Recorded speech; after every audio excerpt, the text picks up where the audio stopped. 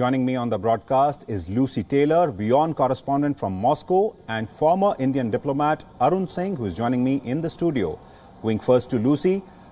The voting has begun, Lucy. What's the kind of turnout we are witnessing in Russia?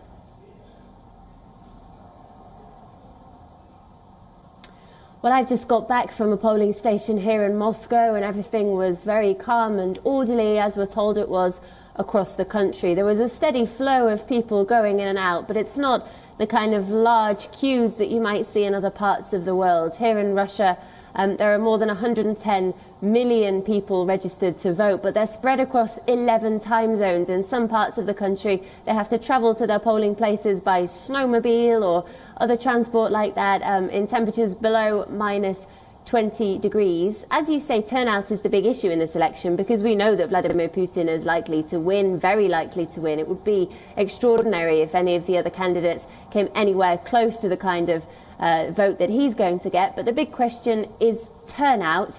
We don't know, of course, yet what that will be, but the polling companies, which are state-run, but the state-run polling companies are predicting a turnout of about 70%. Well, yes, exactly, Lucy, and Kremlin is hoping for a 70% turnout, but given the fact that it's almost a foregone conclusion that Vladimir Putin will be the next president of Russia, what's the mood out there on the streets? Have people already resigned to this fate, or is there still an element or a degree of opposition or resentment against this impending victory?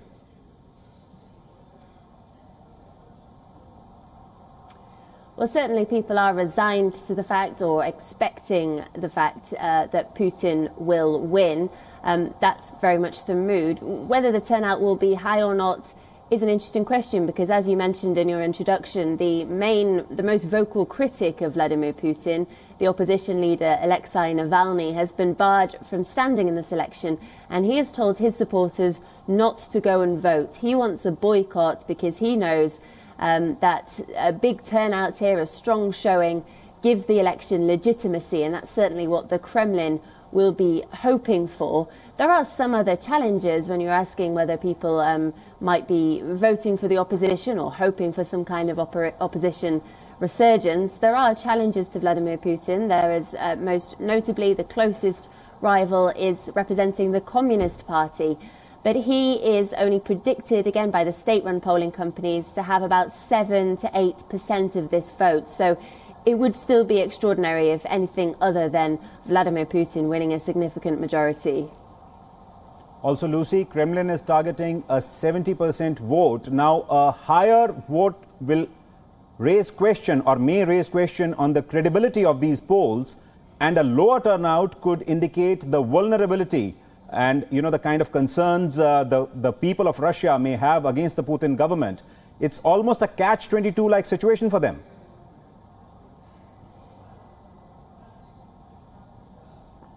Well, perhaps you could say that, yes, and this is the interesting question of whether people will turn out to vote. The campaign has been very low-key here across Russia.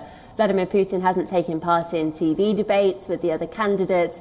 And it may well be that voters question whether there is any point in turning out, whether anything will change. But probably by tomorrow morning, Vladimir Putin will be returned to power, and that will give him almost a quarter of a century in power in total.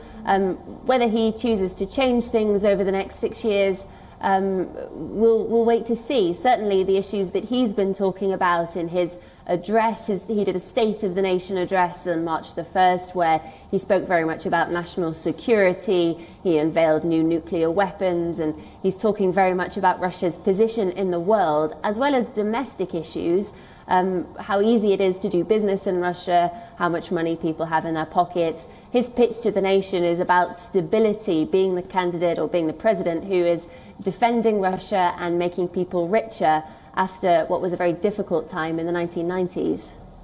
Also, Lucy, how big are the electoral malpractices a threat in these elections? The fact that Kremlin could well be rigging these polls to inflate the kind of voter turnouts they are hoping to achieve.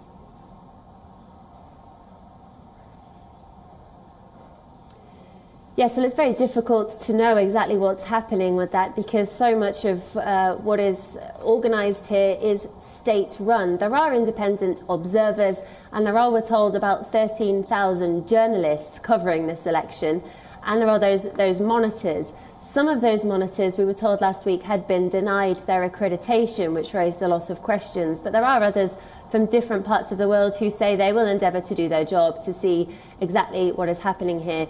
Even aside from that question, there's no doubt that there is some kind of advantage for Vladimir Putin in the way that things are operating within the democracy here. For example, much of the media here is state-run and he receives very favourable coverage from those media channels.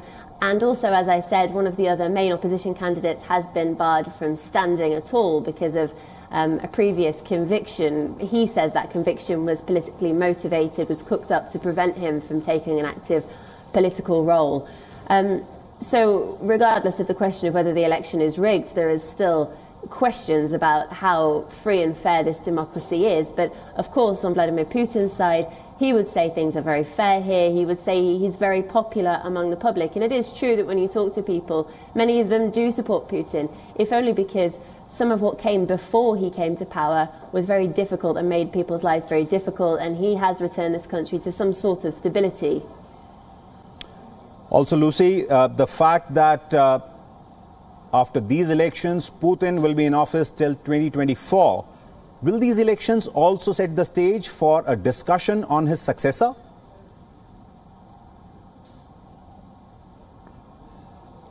Yes, well, that will be interesting to see once we have him return to power tomorrow, to see what next stage this ushers in. Constitutionally, he has to step down at that time after this next term in power.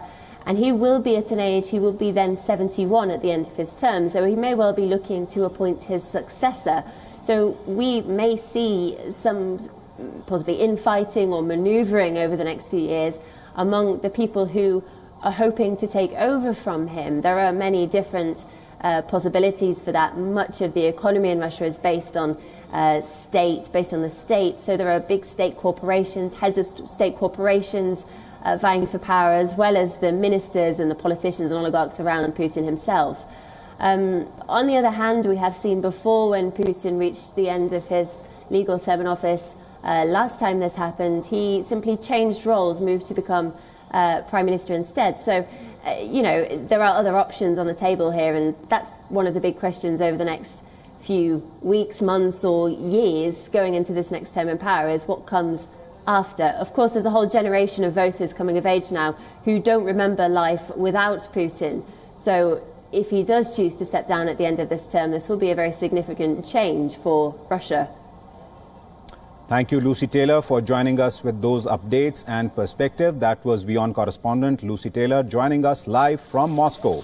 And these are live visuals of Russian President Vladimir Putin going to cast his vote. And joining me in the studio is former Indian diplomat Arun Singh. Mr. Singh, a big day for Russia, and it's already a foregone conclusion. Now, Vladimir Putin, post his re-election, is likely to be there till 2024. Do you see him again devising a way to stay in power for longer post 2024? So one can't rule it out, because when he became president in 2000, at that time, under two-term rule, he could have been president till 2008. And they changed after, well, he didn't change the rule, he became the prime minister for 4 years. And that enabled him to stand again for president. And at that time, just before he became president in 2008, they changed the rule so that each term would now be 6 years. And I think that is, so from 2012 to 2018, and now another 6 years. So one can't rule it out. But we have to understand what Vladimir Putin has meant for Russia. Right. To understand the effort that is being made. I was serving in Moscow from 1997 to 2000. And I could see that there was a sense then that everything was collapsing after the dissolution of the Soviet Union. President Yeltsin, who was the president then, used to be very sick, repeatedly in hospital. When I had first served in Moscow in 1981-82, it used to be 1 ruble equal to $1.33. Mm-hmm. When I went back, and by 2000, it was $1 was equal to 28,000 rubles. You could see the change that was happening. The system was collapsing. So Vladimir Putin was the person who was brought in to consolidate things, to stabilize things. Right. And he did that. So a lot of people in Russia have pride in what he has done. So there has been criticism for various things, that the fact that he has prolonged his rule. Many would argue that there is not effective functioning democracy. So all those criticisms are certainly there. But I think he has given the people in Russia a sense of consolidation, a pride in the country, standing up to the Western pressures. So whatever is happening is in the context of that. And even when he was Prime Minister from 2008 to 2012, most people understood that he was the real power behind the scenes. Behind President Medvedev. So he's had continuing power effectively since 2000, and he's the one who's keeping the system together.